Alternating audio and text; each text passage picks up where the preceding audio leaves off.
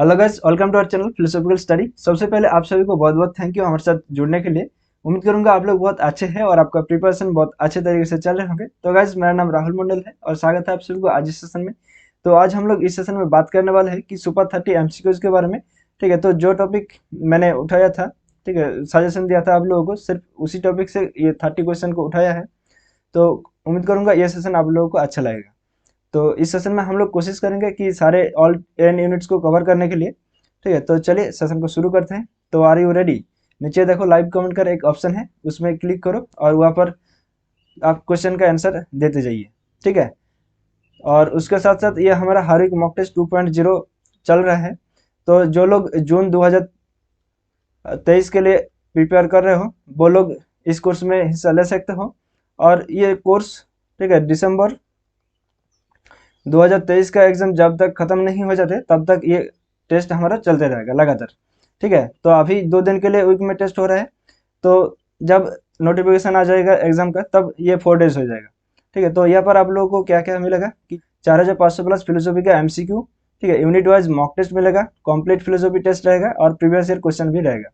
ठीक है, अगर आप लोग इस कोर्स को एनरोल करोगे तो आप लोगों को अनलिमिटेड पेपर 1 का जो मॉक टेस्ट है वो बिल्कुल फ्री में प्रोवाइड करूंगा और ये लेटेस्ट क्वेश्चन रहेगा। ठीक है, यहाँ पर 2022 के जितने सारे क्वेश्चंस पूछे गए हैं सारे के सारे प्रोवाइड करूंगा यूनिट वाइज। ठीक है, और कंप्लीट टेस्ट भी रहेगा।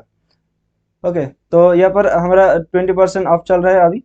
तो आप अपने हिसाब से देख सकते हो। अगर आप लोगों को कोई भी डाउट है तो आप मुझसे कॉन्टैक्ट कर सकते हैं। यहाँ पर जीमेल आईडी दिया हुआ है और टेलीग्राम आईडी दिया हुआ है। ठीक है, और रजिस्ट्रेशन करने के लिए लिंक यहाँ पर दिया हुआ है। तो डिस्क्रिप्शन बॉक्स में जाइए, वहाँ पर भी आप लोगों को लिंक मिल जाएगा। तो उस लिंक को क्लिक करके आप रजिस्टर कर सकते हैं। तो आर यू रेडी? एक बार फटाफट सारे कमेंट करके बताइए। तो फर्स्ट क्वेश्चन आपके सामने स्क्रीन पे ये रहा। तो consider the following statement with respect to Sankhya, mark the incorrect statement. ठीक है, तो जब आप लोग क्वेश्चन को पढ़ोगे तो ध्यान से देखना कि करेक्ट लिखा है या फिर इनकरेक्ट लिखा है। ठीक है, तो यहाँ पर इनकरेक्ट लिखा हुआ है, तो ध्यान से। तो देखो option A, all experience is full of sorrow, the suffering will continue as long as the chitta and purusha are associated in the state of kevala, all samskara and avidya are uprooted. या फिर option D, the state of kevala implies non distinction of prakriti and purusha. तो जल्दी बताइए इस question का answer कौन सा होगा। ये बहुत ही सिंपल सा क्वेश्चन है। ओके, तो इस क्वेश्चन का जो सही आंसर होगा वो है option D, the statement of kevala implies non distinction of prakriti and purusha. ठीक है, तो जो केवला स्टेट है वो क्या है कि जो मोक्ष मतलब मुक्ति के जो स्टेट है, राइट, केवला ज्ञान। और यहाँ पर क्या होता है कि डिस्टिंक्शन किया जाता है प्रकृति से पुरुष को, राइट। तो पुरुष और प्रकृति के में जो भेद है वो हम लोग कर पाते हैं। ठीक है, तभी हमारा केवला ज्ञान उत्पन्न होता है। तो यहाँ पर बोला है कि नॉन डिस्टिंक्शन, राइट। तो यहाँ पर नॉन डिस्टिंक्शन तो नहीं होना चाहिए था, डिस्टिंक्शन होना चाहिए था, राइट। तो इसलिए ये इनकरेक्ट हो जाएगा। ठीक है, अब बाकी जो ऑप्शन है उसको एक बार देख लेते हैं कि all experience is full of sorrow, ये तो बिल्कुल सही है। The suffering will continue as long as the chitta and purusha are associated, ये भी सही है। और the in the state of kevala all samskara and avidya are uprooted, ये भी सही है, राइट। तो चलिए एक बार देख लेते हैं। यस, तो इस क्वेश्चन का जो सही आंसर है वो है ऑप्शन डी। अब नेक्स्ट क्वेश्चन पे आते हैं। तो ये रीनो से एक क्वेश्चन लिया गया है। ठीक है, the concept of Rina as enriched in the Vedas, which of the following is not a part of it. ठीक है, तो वेदा में जो ऋणों के बारे में बात किया गया है तो उनमें से कौन सा ये ऋण नहीं है। ठीक है, ऑप्शन ए देवऋण, ऑप्शन बी पितृऋण, ऑप्शन सी ऋषि ऋण या फिर ऑप्शन डी मनुष्य ऋण। तो जल्दी बताओ इस क्वेश्चन का आंसर कौन सा होगा। तो देखो इस क्वेश्चन का जो सही आंसर होगा वो है ऑप्शन डी मनुष्य ऋण, राइट। तो देवऋण, पितृऋण और ऋषि ऋण, ये 3 ऋणों के बारे में बात किया गया है। जो मनुष्य ऋण है इसके बारे में बात नहीं किया गया है। ठीक है, तो चलिए एक बार देख लेते हैं। यस, तो ऑप्शन डी ये हमारा करेक्ट आंसर है। ओके, तो अब नेक्स्ट क्वेश्चन पे आते हैं। तो ये एक असर्शन और रीजनिंग वाला क्वेश्चन है और ये जॉइन ऑफ फिलोसॉफी के अकॉर्डिंग पूछा गया है। तो देखते हैं। असर्शन में क्या है कि the mukta jiva are the released pure souls, मतलब मुक्त जीव शुद्ध आत्माएं हैं। और रीजन क्या है कि because it is possessed of ananta darshan, ananta gyan, ananta बीर्ज and अनंत सुख। मतलब क्योंकि ये अनंत दर्शन, अनंत ज्ञान और अनंत बीर्ज और अनंत सुख से युक्त है। तो ये कौन सा सही है, कौन सा गलत है, या फिर क्या है, जरूर बताइए।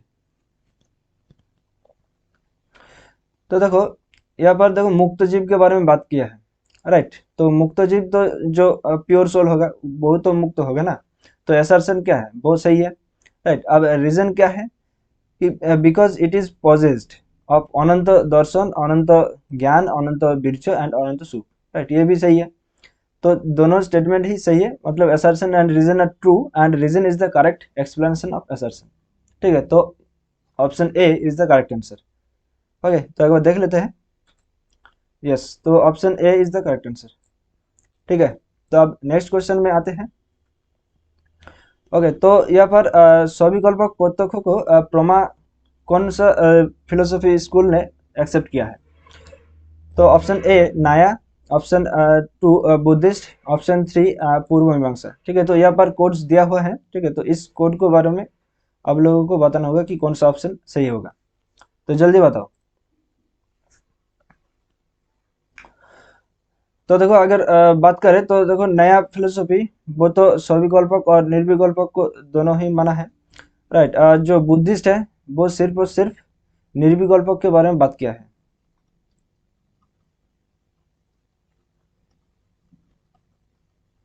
राइट, निर्विकल्प को उन्होंने एकमात्र प्रमाण, यथार्थ प्रमाण माना है, राइट। तो दो तो किसी भी तरह से नहीं होगा, तो ये हट गया, ये हट गया। अब देखो वन और थ्री, तो पूर्व मीमांसा ये भी सविकल्प निर्विकल्प के बारे में बात किया है, राइट। तो ऑप्शन वन और ऑप्शन थ्री, मतलब देखो कहाँ पर है, ऑप्शन ए पर, राइट। तो option A is the correct answer.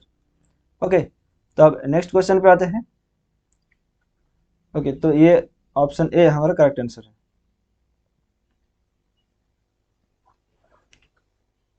Okay, तो यहाँ पर हिराक्लेटस के बारे में बात किया गया है। तो कौन सा सही है ये आप लोगों को बताना होगा। तो ऑप्शन वन पर है harmony and opposites, at only one reality, all is follow and becoming, और द डॉक्ट्रिन ऑफ फ्लक्स। तो यहाँ पर कोड्स दिया हुआ है, तो कौन सा ऑप्शन सही होगा, जल्दी बताओ।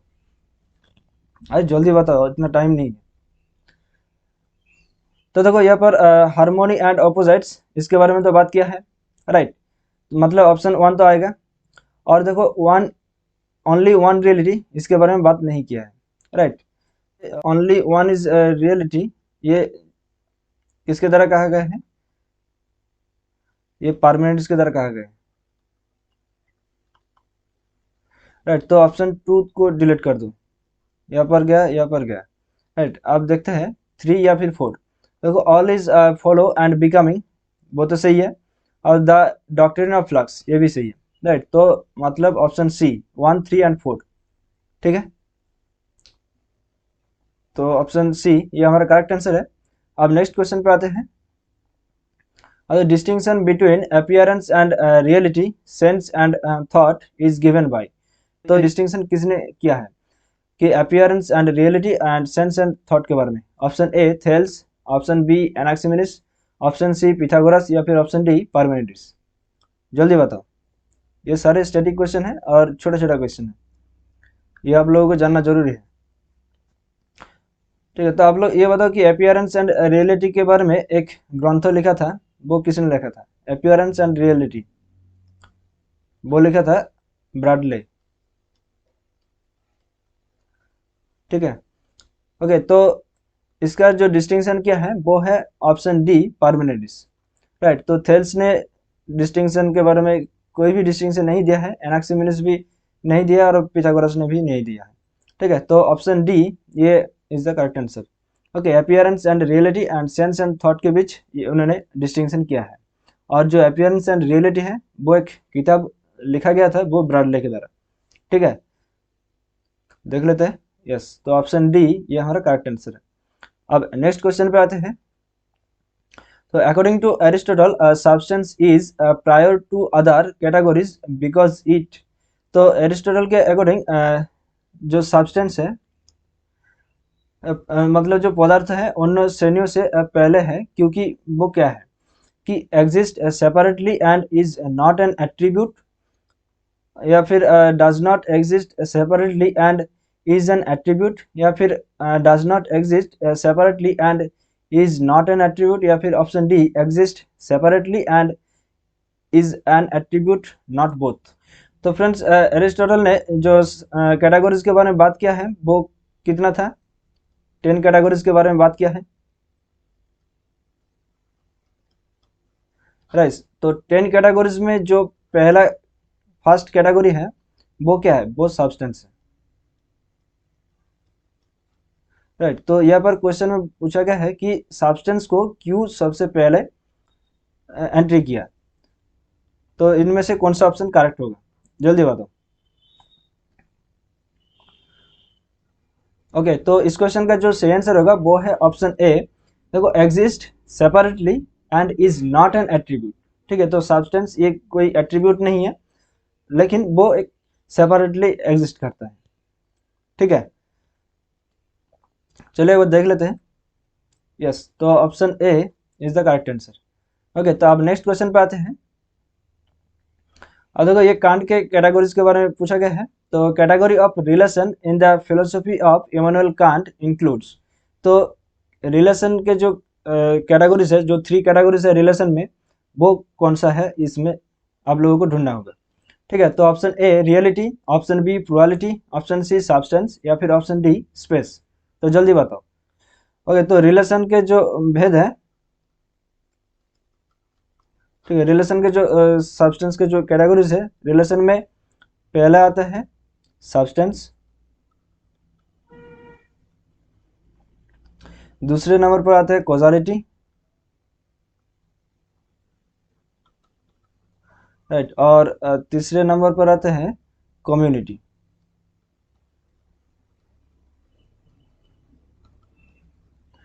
ठीक है। तो देखो यहाँ पर रिलेशन में कौन सा है, ऑप्शन सी सब्सटेंस, राइट।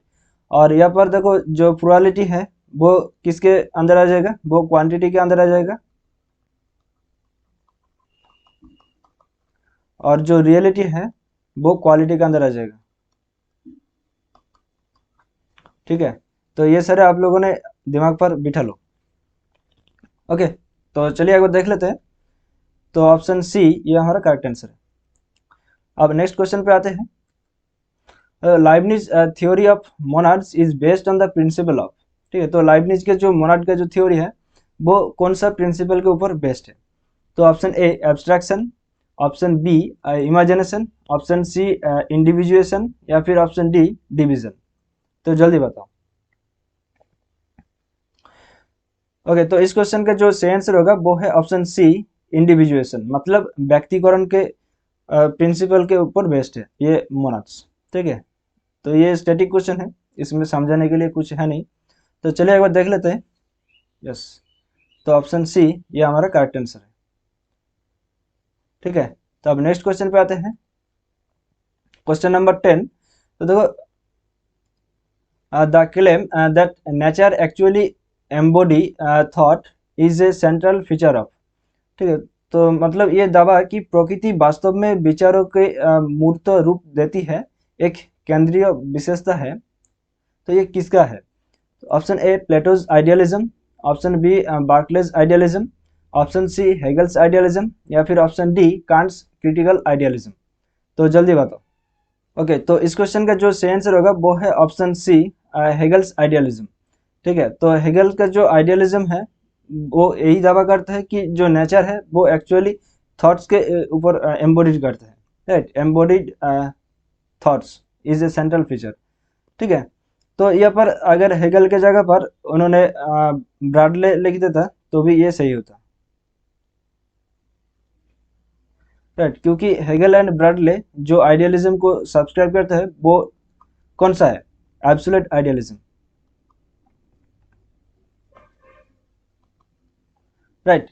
और यहाँ पर देखो जो बार्कले का आइडियलिज्म है वो कौन सा है, वो है सब्जेक्टिव आइडियलिज्म, ठीक है। और प्लेटो का जो आइडियलिज्म है वो कौन सा है, वो ऑब्जेक्टिव आइडियलिज्म। ठीक है, तो ये सारे आप लोगों ने दिमाग पर बिठा लीजिए कि प्लेटो का अगर आइडियलिज्म कोई क्वेश्चन में आ जाए तो वो ऑब्जेक्टिव आइडियलिज्म है। बार्कले के आइडियलिज्म के बारे में बात किए तो सब्जेक्टिव आइडियलिज्म होगा, राइट। और हेगेल या फिर ब्राडले का जो अगर आइडियलिज्म के बारे में बात करें तो एब्सोल्यूट आइडियलिज्म हो जाएगा। ठीक है, तो चलिए इस क्वेश्चन का आंसर जो है वो एक बार चेक कर लेते हैं। यस, तो ऑप्शन सी ये हमारा करेक्ट आंसर है, ये हेगल्स आइडियलिज्म। ठीक है, तो अब नेक्स्ट क्वेश्चन पे आते हैं। तो who maintain that reality is pure experience independent of all thought. ठीक है, तो यहाँ पर जो कीवर्ड है वो है एक्सपीरियंस। तो जल्दी बताओ, option A Berkeley, option B Locke, option C Bradley या फिर ऑप्शन डी विलियम जेम्स। तो ये एक स्टैटिक क्वेश्चन है। ठीक है, तो जल्दी बताओ इस क्वेश्चन का आंसर कौन सा होगा। ओके, तो इस क्वेश्चन का जो सही आंसर होगा वो है option D William James, right. William James maintained that reality is pure experience independent of all thought. ठीक है, तो ये कोटेशन आप लोगों ने याद में रखो। ठीक है, कि reality is pure experience of independent of all things, ये विलियम जेम्स के द्वारा कहा गया है। ठीक है, तो चलिए एक बार देख लेते हैं। यस, तो ऑप्शन डी ये हमारा करेक्ट आंसर है। ओके, तो अब नेक्स्ट क्वेश्चन पे आते हैं।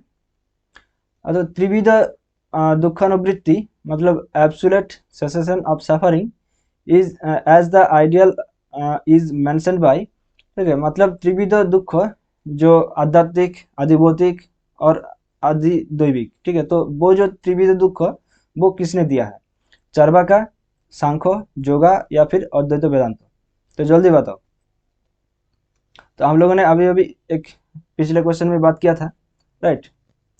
तो इस क्वेश्चन का जो सही आंसर होगा वो है ऑप्शन बी सांख्य, राइट। तो सांख्य फिलोसफी के अकॉर्डिंग त्रिविध दुख में भेद किया गया है कि आध्यात्मिक, आधिदैविक और आधिभौतिक। ठीक है, तो वो कौन कौन सा है वो एक बार जरूर से अपने कॉपी पर देख लीजिएगा। ठीक है, अब चलिए देख लेते हैं एक बार इस क्वेश्चन का। यस, तो option B Samkhya is the correct answer. अब नेक्स्ट क्वेश्चन पे आते हैं। As per Vedic saying rita can not be transgressed even by. ठीक है, ऋतो को ट्रांसग्रेड नहीं किया जाता है किसके अंदर। तो option A human beings, option B animals, option C gods या फिर ऑप्शन डी द क्रिएशन। तो देखो ऋतो का पर वो आपने जलवा दिखाते हैं, वो तो क्रिएशन के बारे में जलवा दिखाते हैं, राइट। गॉड के ऊपर उसके कंट्रोल है और ह्यूमन बींग्स इसके ऊपर भी उसका कंट्रोल है, लेकिन जो एनिमल्स है उसके ऊपर उसका कोई रोल नहीं है। ठीक है, तो ऑप्शन बी ये हमारा करेक्ट आंसर हो जाएगा। ठीक है, तो चलिए वो देख लेते हैं। यस, तो ऑप्शन बी ये हमारा करेक्ट आंसर है। ओके, तो अब नेक्स्ट क्वेश्चन पे आते हैं कि द ब्रह्मसूत्र केवल निर्गुणश्च सपोर्ट्स। ठीक है, तो ब्रह्मसूत्र केवल निर्गुणश्च समर्थन किसने करता है। ऑप्शन ए विशिष्ट अद्वैत, ऑप्शन बी अद्वैत वेदांत या फिर ऑप्शन सी द्वैत या फिर ऑप्शन डी द्वैताद्वैत। तो जल्दी बताओ। तो देखो ये पर केवल निर्गुणश्च ये सपोर्ट करता है कि अद्वैत वेदांत मतलब शंकराचार्य। ठीक है, तो ये भी आप लोगों ने याद में रखो कि केवल निर्गुणश्च ये जो कोटेशन है वो शंकराचार्य ने दिया है। ठीक है, ओके, तो ये ऑप्शन बी ये हमारा करेक्ट आंसर है। अब नेक्स्ट क्वेश्चन पे आते हैं। तो which of the following is not साधारण धर्म। तो साधारण धर्म कौन सा नहीं है, यहाँ पर नॉट लिखा है। ठीक है, ध्यान से। तो option A restaurant of anger मतलब अक्रोध, क्लीनलीनेस मतलब शौच, ऑप्शन सी पनिशमेंट मतलब दंड या फिर वेरासिटी मतलब सत्य। तो जल्दी बताओ कौन सा नहीं है। ठीक है, तो देखो यहाँ पर साधारण धर्मों की बात हो रहे हैं, राइट। तो रेस्ट्रेंट ऑफ एंगर और क्रोध ये तो सभी का है, राइट, मतलब साधारण धर्म है। क्लीनलीनेस मतलब शौच ये भी है, और देखो वेरासिटी मतलब सत्य ये भी है, राइट। जो पनिशमेंट है वो नहीं है, राइट। तो ऑप्शन सी ये हमारा करेक्ट आंसर हो जाएगा। ठीक है, तो चलिए एक बार देख लेते हैं। यस, तो ऑप्शन सी ये हमारा करेक्ट आंसर है। अब क्वेश्चन नंबर 16।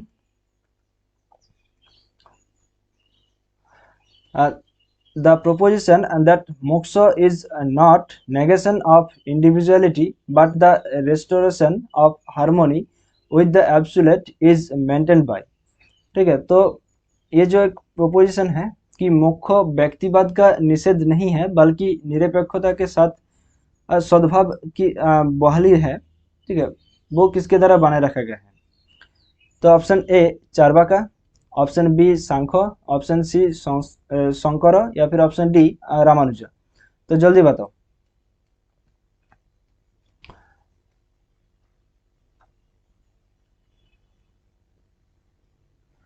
ओके, तो इस क्वेश्चन का जो सही आंसर है वो है ऑप्शन डी रामानुज।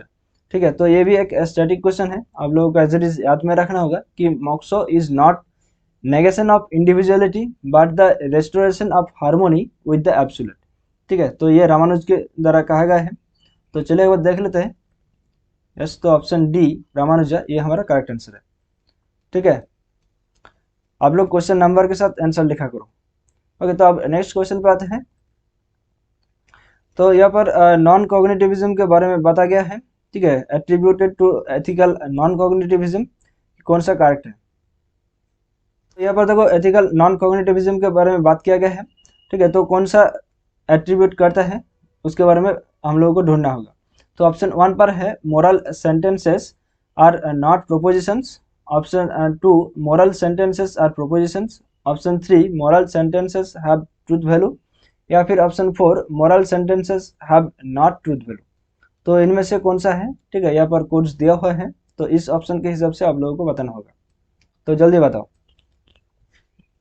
तो देखो यहाँ पर एलिमिनेट कर दो, कौन सा नहीं है उसको एलिमिनेट कर दोगे जब, तब जो कौन सा है वो ऑटोमेटिकली निकल के आ जाएगा।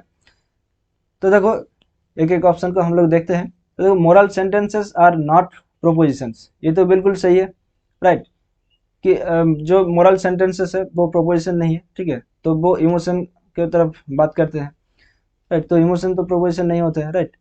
अब देखो जब ये प्रोपोजिशन नहीं है, ठीक है, तो इसका ट्रूथ वैल्यू भी नहीं रहेगा, सिंपल सा बात। तो ये भी करेक्ट है, राइट। तो 1 और 4। ओके, तो देखो कहाँ पर है, तो ऑप्शन ए पर है, right? तो ऑप्शन ए 1 और 4 इज द करेक्ट आंसर। अब देखो अगर इसको देखता है तो मोरल सेंटेंसेस और प्रोपोजिशन, ठीक है, तो ये प्रोपोजिशन तो नहीं है। ठीक है, तो जब ये प्रोपोजिशन नहीं है तो इसका ट्रूथ वैल्यू भी नहीं रहेगा। तो यहाँ पर देखो हैव ट्रूथ वैल्यू बोला है, तो ये भी नहीं है। ठीक है, तो इस तरह से आप लोगों को क्वेश्चन को देखना होगा। तो चलिए एक बार देख लेते हैं। यस, तो ऑप्शन ए ये हमारा करेक्ट आंसर है। ओके, तो अब नेक्स्ट क्वेश्चन पे आते हैं।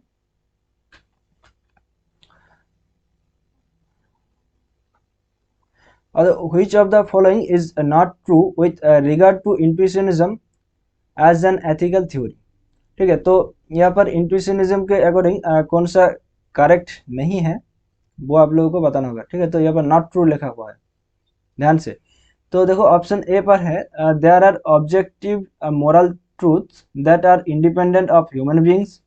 ऑप्शन बी पर है moral truth are fundamental truths that can not be broken down into parts.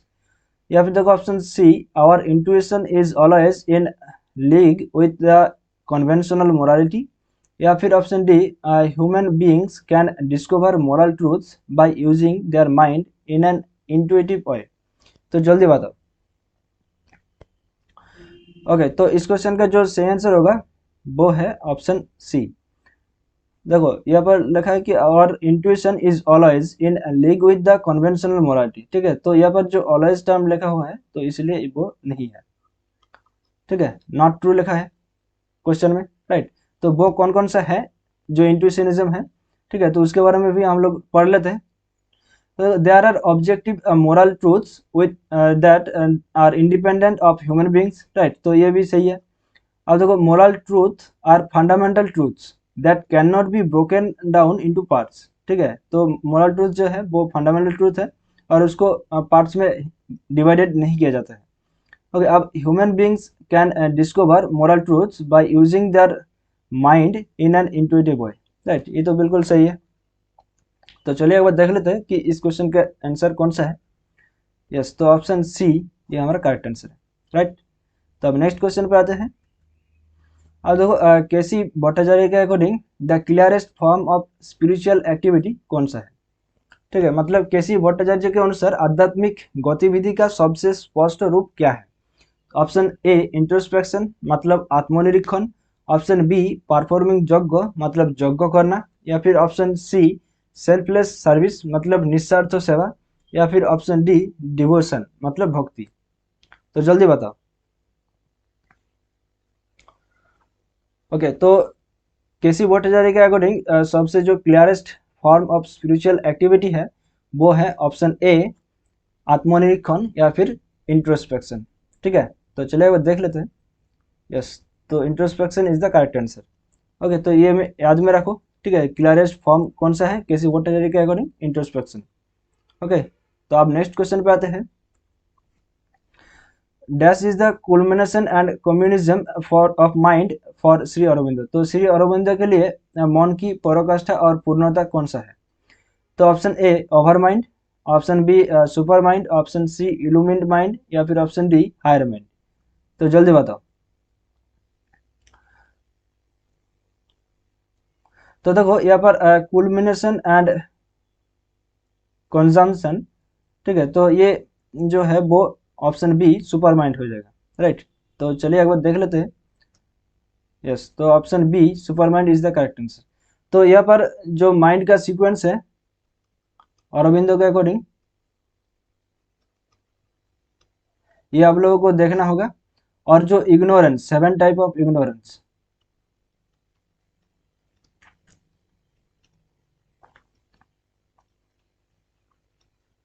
ठीक है, तो इसको भी एक बार आप लोगों ने देख लीजिएगा। ठीक है, इसका सीक्वेंस, दोनों का सीक्वेंस आप लोगों को देखना चाहिए। ठीक है, कई बार इससे भी क्वेश्चन पूछा जाता है। ओके, तो अब नेक्स्ट क्वेश्चन पे आते हैं। अब Heidegger affords technology to B.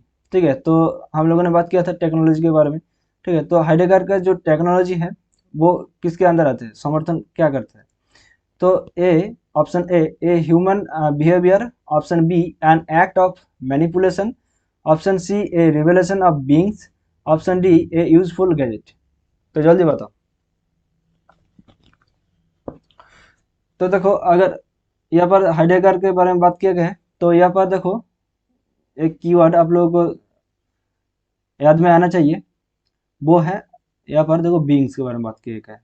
Right, तो beings A revelation of beings, तो ये हमारा करेक्ट आंसर हो जाएगा, मतलब प्राणियों का एक रहस्योद्घाटन।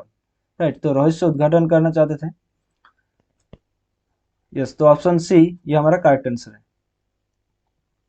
ओके, तो अब नेक्स्ट क्वेश्चन पे आते हैं। The other for Levinas is related to the self. ठीक है, तो लिवेनियस का जो अदर है, ठीक है, वो स्वयं के साथ कैसे रिलेट करते हैं? कि option A as numerically different, option B as qualitatively different, option C as finitude, या फिर ऑप्शन डी इन इनफाइनाइट। तो जल्दी बताओ इस क्वेश्चन का आंसर कौन सा होगा? तो देखो लिवेनियस का जो आदर्श है, ठीक है, वो स्वयं के साथ रिलेट करता है कि इन इनफाइनिटी मतलब अनंत में। राइट, तो यहाँ पर न्यूमेरिकली डिफरेंट ये तो नहीं होगा, और क्वालिटेटिवली डिफरेंट ये भी नहीं होगा, डिफरेंट तो यहाँ पर नहीं बात हुआ है। राइट, और इन एज फाइनिट्यूड मतलब सीमा के रूप में भी नहीं है। राइट, ये सारे नेगेटिव सेंस है, तो जो पॉजिटिव सेंस है वो कौन सा है? इन इनफाइनिटी। ठीक है, तो चलिए एक बार देख लेते हैं। यस, तो ऑप्शन डी ये हमारा करेक्ट आंसर है। ठीक है, तो अब नेक्स्ट क्वेश्चन पे आते हैं। तो देखो, which of the following is the object of knowledge by acquaintance according to Russell. ठीक है, तो रासेल के जो नॉलेज बाय एक्वाइंटेंस है, ठीक है, उसका ऑब्जेक्ट क्या है? Option A other minds, option B world, option C sense data, या फिर ऑप्शन डी पार्टिकुलर्स। तो जल्दी बताओ। तो इस क्वेश्चन का जो सही आंसर होगा वो है ऑप्शन सी सेंस डाटा।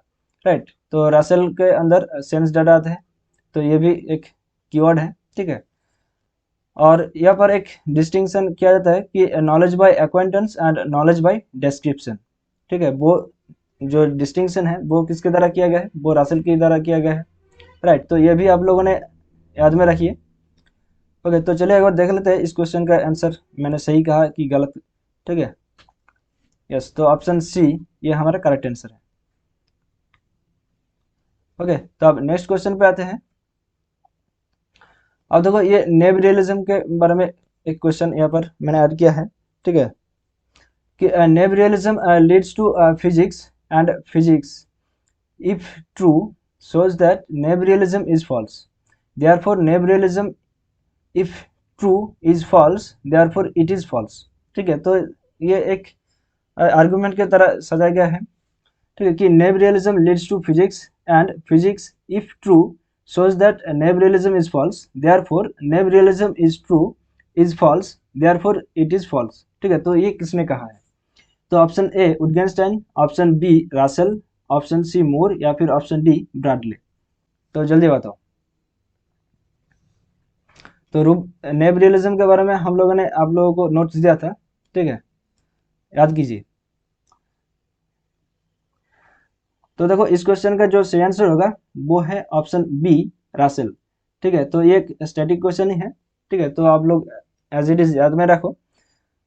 तो चलिए एक बार देख लेते हैं। यस, तो ऑप्शन बी ये हमारा करेक्ट आंसर है।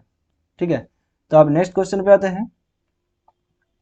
तो which of the following do not apply to fundamental rights. ठीक है, तो यहाँ पर फंडामेंटल राइट्स के बारे में कौन सा अप्लाई नहीं होता है वो आप लोगों को देखना होगा। ठीक है, तो यहाँ पर डू नॉट लिखा हुआ है, तो ध्यान से। तो देखो option A the basic human rights of all citizens, option B hold irrespective of race class and so forth, option C include right to religion, या फिर option D only political and not civic. तो जल्दी बताओ।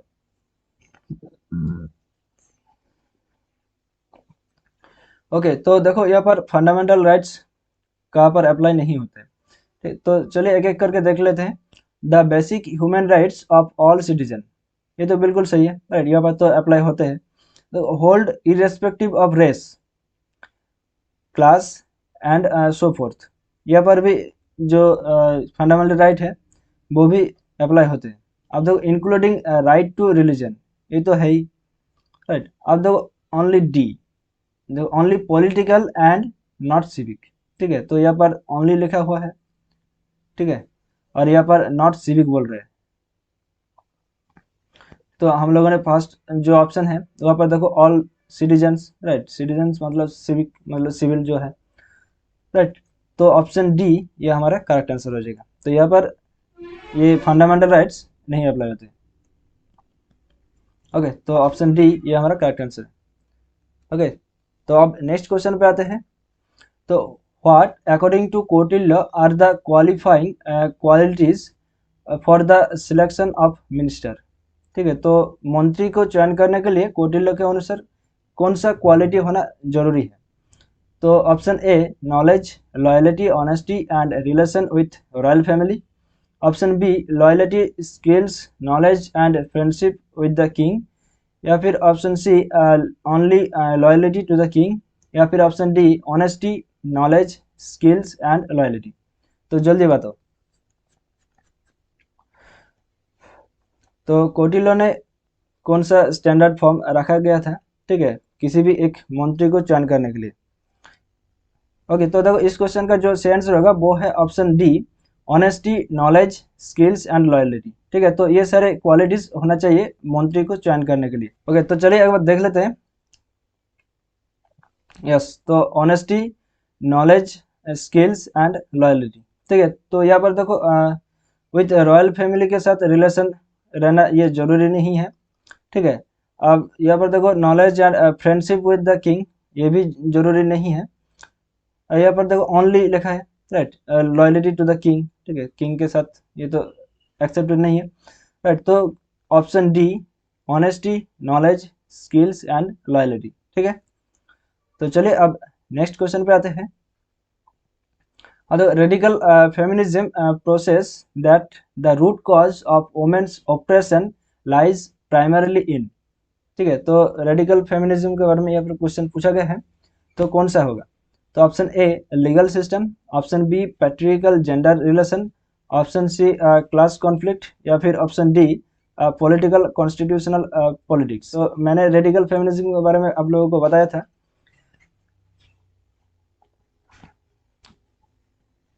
Okay, तो radical feminism जो है मतलब कट्टरपंथी नारीवाद जो है, ठीक है, वो महिला के उत्पीड़न का मूल कारण वो क्या निहित करता है, वो है ऑप्शन बी पैट्रियर्कल जेंडर रिलेशन। मतलब पितृसत्तात्मक लिंगो संबंधों को उन लोगों ने ये जड़ कहा है, ठीक है, रेडिकल फेमिनिज्म का। तो चलिए एक बार देख लेते हैं।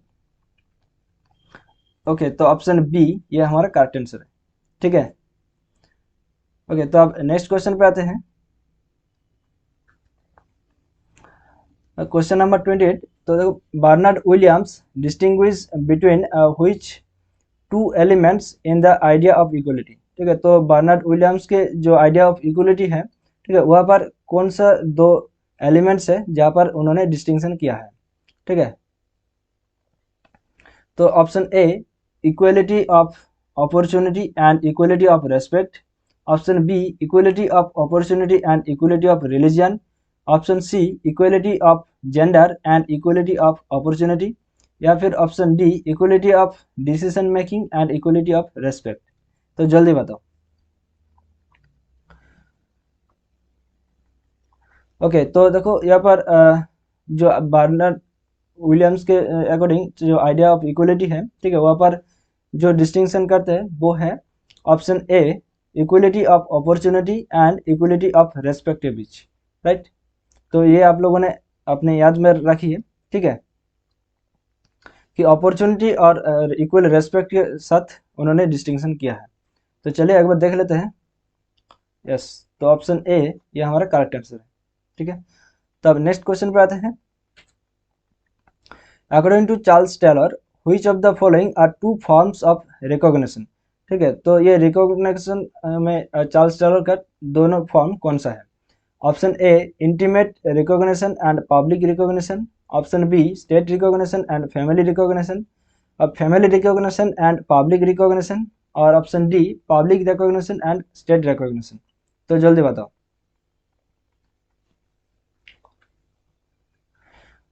ओके, तो इस क्वेश्चन का जो सही आंसर होगा वो है option A intimate recognition and public recognition, ठीक है।